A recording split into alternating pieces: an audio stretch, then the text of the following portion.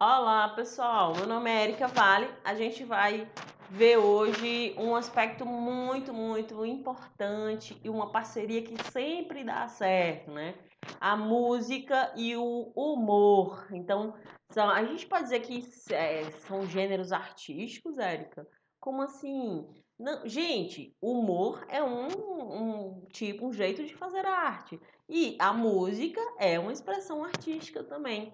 Então, por que, Érica? Porque os dois eles conseguem transmitir o que as pessoas estão sentindo e conseguem despertar também, né? Então, por isso que eles são bem utilizados, principalmente quando a gente fala de TV, quando a gente fala de filme, quando a gente fala tem uma galera aí que está explorando bastante, né?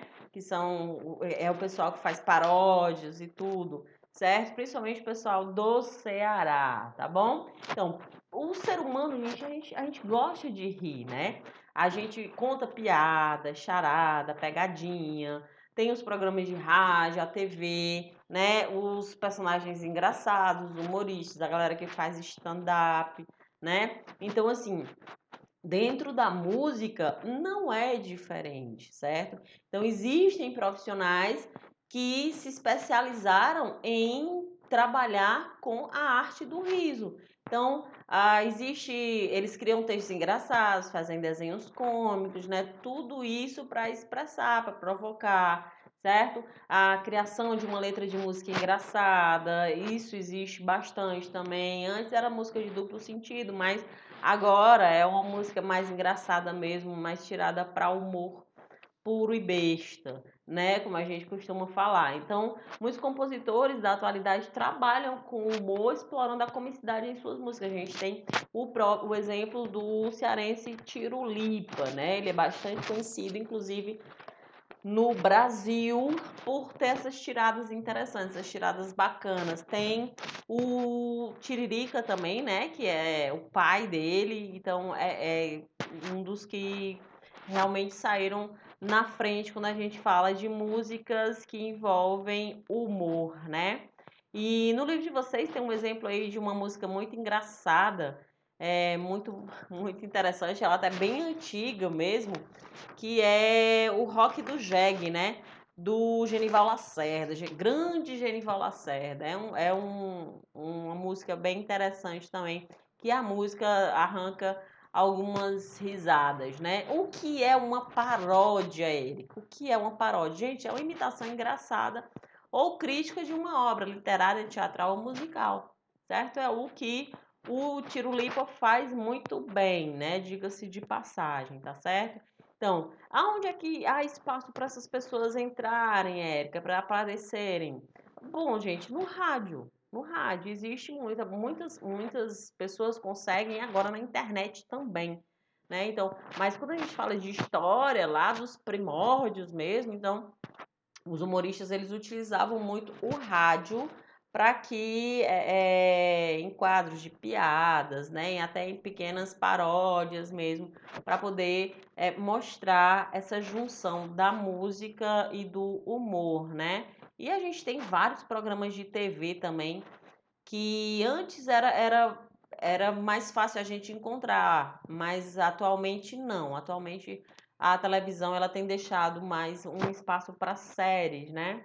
Então a gente tem aí, quando a gente fala o humorismo em outros tempos e lugares, né?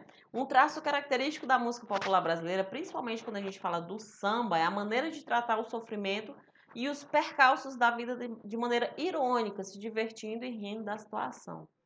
Isso é uma boa característica do brasileiro em geral. Temas como a falta de amor, a traição, a falta de dinheiro e até mesmo a morte serviram de mote, né? Serviram de pimentinha ali para inúmeras canções alegres que fazem rir e pensar, tanto em músicas mais antigas quanto em temas atuais, né? O humor está na origem das composições musicais e da poesia de diversas nações, né? Inclusive na cultura brasileira, de Gregório de Matos, grande poeta satírico da literatura barroca, a Noel Rosa e Carmen Miranda, com letras satíricas e canções cômicas e irônicas que fazem parte da nossa formação musical. Gente, esse pessoal, o Noel Rosa e a Carmen Miranda, eles são bem antigos, mas eles fazem parte, porque eles são os primeiros, eles podem ser considerados os primeiros, tá? Que traziam o humor dentro das suas letras de músicas e canções e piadas, enfim, tá bom?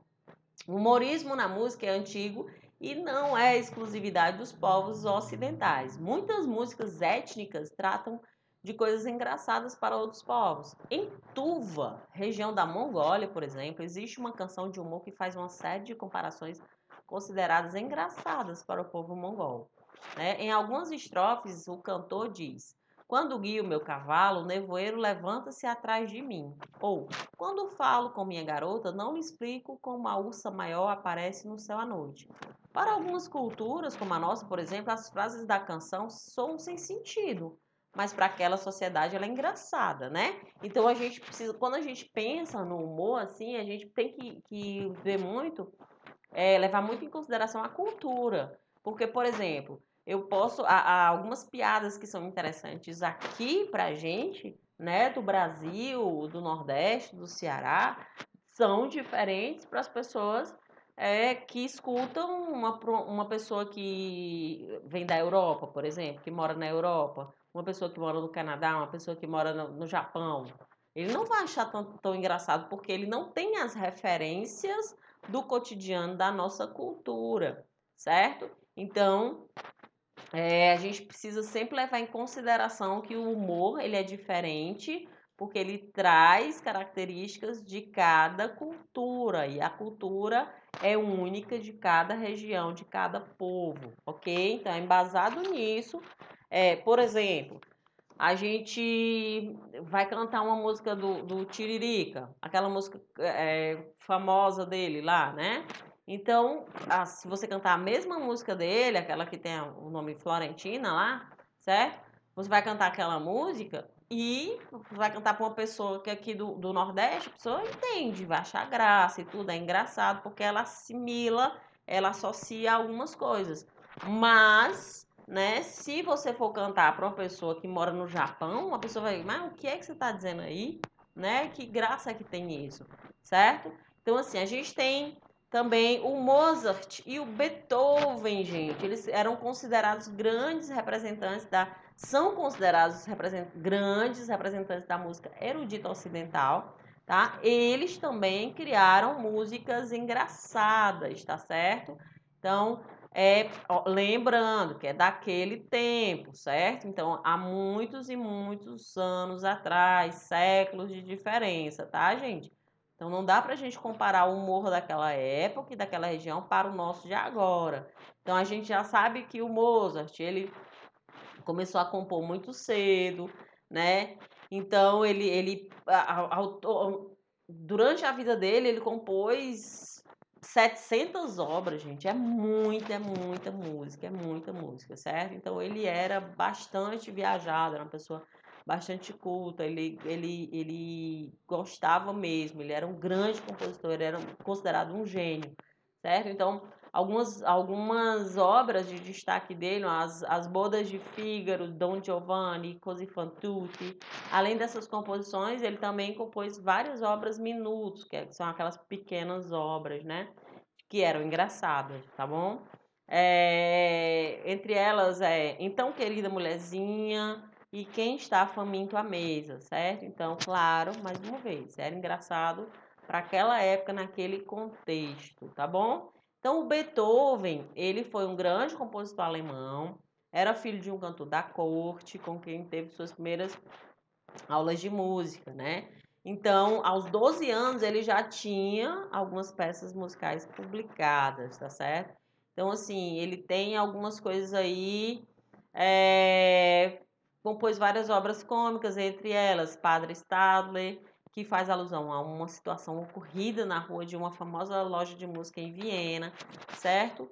E aí tem uma tirada que eles consideram engraçada, que é que durante essa caminhada lá na rua, Beethoven ajoelhou-se diante do padre Stadler, ele lhe pediu uma bênção, né? Bênção, padre. Aí o padre abençoou e murmurou, mesmo que não ajude, também não pode fazer mal, né? Então, assim, é engraçado, o contexto é engraçado, mas, enfim, a gente sabe que isso vai depender muito da região e do contexto em que se deu. Ok, pessoal? Então, é isso. Fiquem bem, cuidem-se e a gente se vê. Tchau, tchau!